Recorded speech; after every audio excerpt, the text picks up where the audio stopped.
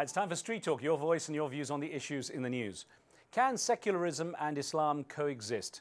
That's a big question in Turkey right now, and many there don't feel the two can be reconciled. Up to 1 million protesters marched through the streets, accusing the government of planning an Islamic state and demanding it withdraw its presidential candidate. Despite the demonstrations and a threat from the army to intervene in the election, Foreign Minister Abdullah Gül said he would remain the ruling AK party's candidate for head of state. Secularists are worried by Gül's Islamist past and the fact his wife wears the Muslim headscarf, which is banned in universities and public places. The crisis has many calling for an early general election. Andrew in California wants the Turkish people to be able to decide for themselves. Why is the army keen on interfering? Are they worried the Islamists might win? They need to stay out of it in order for democracy to work. Bruno in Paris also stresses the importance of choice in this matter. If people want an Islamic society, then they should have the right to choose it, just like any other political ideology. Uwe in Saxonia in Germany believes the key to a successful democracy is to embrace secularism. In many countries, religion is separate from the state, and this is the only way for a more democratic and liberal society to flourish. And from the mullet to the mohawk, there have been some pretty wild hairstyles around. Even I have to plead guilty on that front.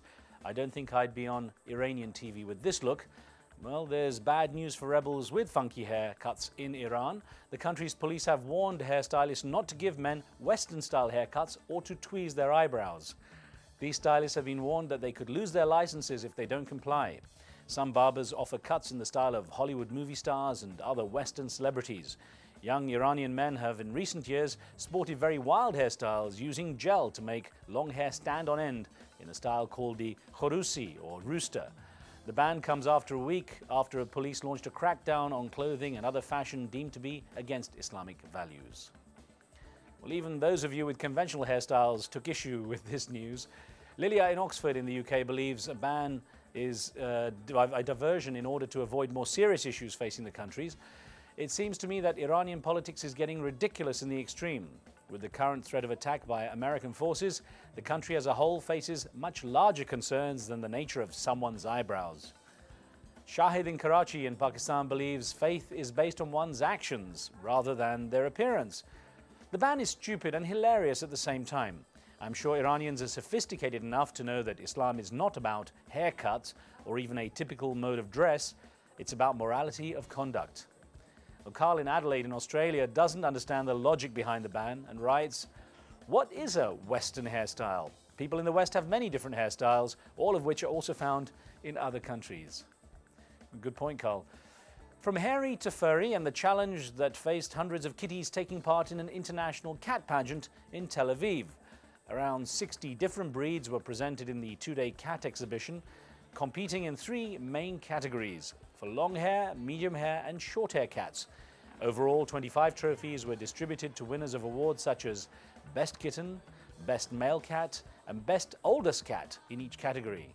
The most favorable breed chosen by judges and visitors was the hairless cat, which won several awards for its beauty in the short hair cat category. The event, organized by the Israeli Cats Association, has been a tradition for the past few years and has attracted thousands of animal lovers. That hairless cat might do fine in Iran as long as it wasn't tweezed, I guess. Either way, there was no award for the world's laziest cat, but here's one feline friend who definitely deserves the title. Take a look at this. Oh, come on. Aw, there it is. There it is. What's wrong? Come on, keep walking. Keep walking.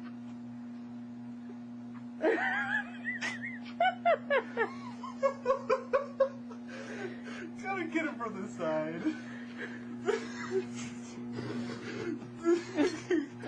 Come on, keep walking. Keep walking. We're almost out of battery. Oh. Come on, why don't you walk? Doesn't even try. Just walk. Try it again.